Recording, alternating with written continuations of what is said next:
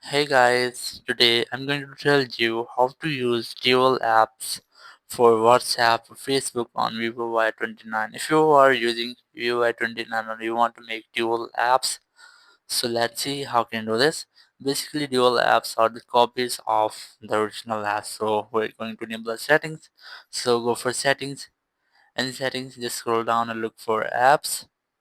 Just select it, and here just select app clone or clone app in your phone. Select it, and here you will get different apps for which you can easily make clones. Here's the WhatsApp, Facebook, Insta, and etc. You just have to select one for which you want to make a clone.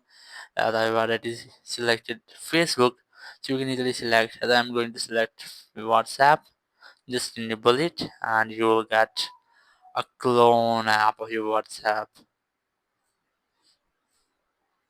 Here's the original WhatsApp and here's the clone WhatsApp. You will get in the name true written for recognition that it's a clone app. So that's how you can easily make clones or use dual apps on your Vivo Y29. Thank you very much for watching the video. Until next video, bye bye.